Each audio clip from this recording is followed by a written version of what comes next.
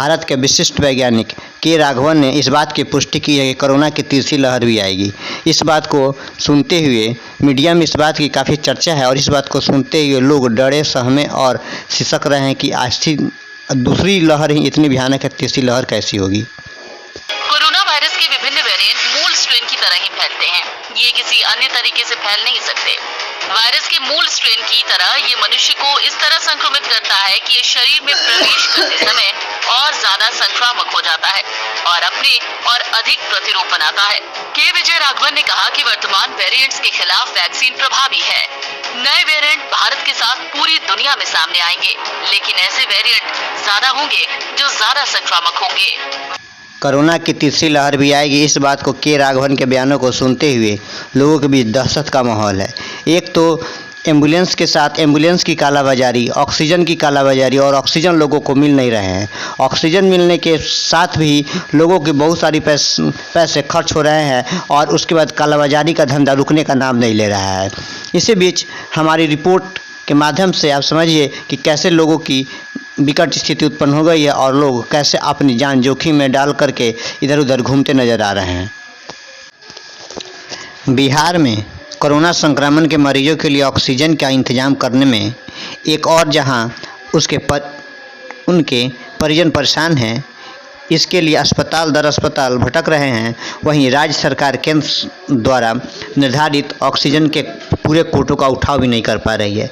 संक्रमण के बढ़ते मामले के मद्देनज़र राज्य सरकार ने आग्रह पर केंद्र ने लिक्विड ऑक्सीजन का कोटा पहले 194 मीट्रिक टन प्रतिदिन फिर उसे बढ़ा करके 210 मीट्रिक टन कर दिया, लेकिन उठाव की व्यवस्था नहीं होने से राज्य के सरकारी और निजी अस्पतालों में ऑक्सीजन की कमी लगातार बनी हुई है।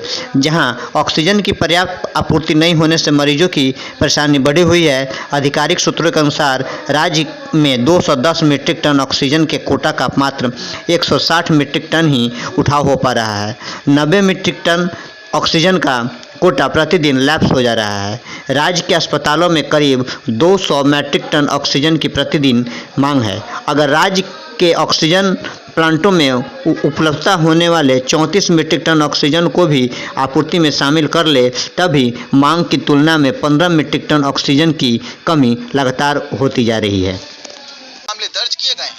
कोविड के मामले करीब 2.4% की रफ्तार से बढ़ रहे हैं। इस दौरान मरने वालों की संख्या में भी इजाफा हुआ है। आज हम देखते हैं कि हमारे केसेस में कल के मुकाबले वृद्धि हुई है। जो डेथ रिपोर्ट हुई है उसकी संख्या में भी थोड़ी वृद्धि नोटिस की गई है, जिसमें मुख्यतः महाराष्ट्र, कर्नाटक, आंध्र प्रदेश, दिल्ली और हरियाणा से रिपोर्ट हुए हैं। महाराष्ट्र, यूपी, दिल्ली, छत्तीसगढ़, गुजरात, एमपी, तेलंगाना, झारखंड, अंडमान और लक्षद्वीप में केस कम हो रहे हैं। वहीं कर्नाटक, केरल, पश्चिम बंगाल, राजस्थान, बिहार, चंडीगढ़, त्रिपुरा, असम और हिमाचल प्रदेश में केस बढ़ रहे हैं। सरकार के मुताबिक इस वक्त छोटे शहरों में ज्यादा ध्यान देने की जरूरत है, लेकिन सवाल यह है कि छोटे शहरों के लोग करें तो क्या करें। वहां पर आज भी ऑक्सीजन की कमी से लोग मर रहे हैं, दवाएं मिल नहीं रही और कालाबाजारी चरम पर है। लोग इस कदर डरे हुए हैं कि अस्पताल में जाने की हिम्मत नहीं हो रही। मध्य प्रदेश के आगर मालवा की तस्वीरें देखिए, जहां एक बागीचे में पेड़ पर ड्रिप की बोतल टांगकर लोगों का इलाज किया जा रहा है। इन लोगों को डर है कि अस्पताल में गए तो दर दर भटकना भी पड़ेगा और कोरोना के संक्रमण का खतरा बढ़ जाएगा, वो अलग। सवाल यह है कि देश में ये हालात अभी कब तक रहेंगे और क्या कोरोना की तीसरी लहर लोगों की और परेशानी बढ़ाने वाली है।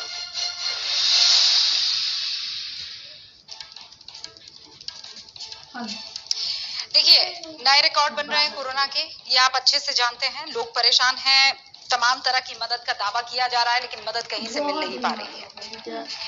ना प्राण बचाने वाली ऑक्सीजन मिल पा रही है और ना वो अस्पताल में जगह मिल पा रही है जहां पर आपको बस इस बात का यकीन हो जाए कि कोई है जो आपकी सेहत का या आपका ख्याल रखेगा। स्थिति सच्चाई वाली ये है कि अभी भी आपको एक अदद बेड के लिए दर दर भटकना पड़ रहा है।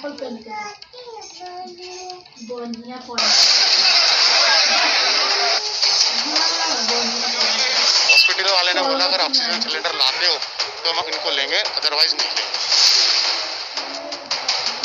ससुर जी तो खत्म हो गए, सास की सांसें चल रही हैं और सिलेंडर नहीं मिल रहा है।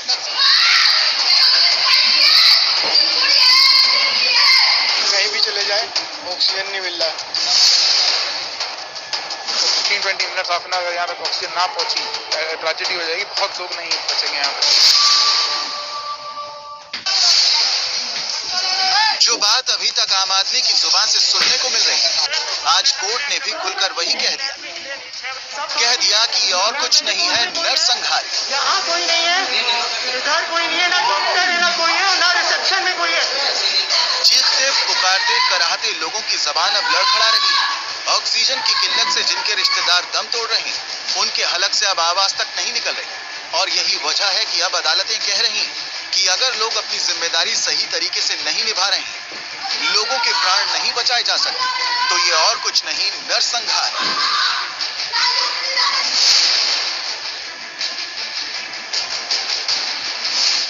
यूपी में ऑक्सीजन की किल्लत से जूझते मरीजों की मौत पर इलाहाबाद हाई कोर्ट ने बेहद तल्ख टिप्पणी की है। हाई कोर्ट ने कहा, ऑक्सीजन की कमी से मरीज की मौत एक आपराधिक कृत्य है, ये किसी नरसंहार से कम नहीं है। कोर्ट ने अपने आदेश में साफ लिखा है, it is a criminal act not less than genocide. High court ने कहा, हम लोगों को मरने के लिए ऐसे ही नहीं छोड़ सकते। ऑक्सीजन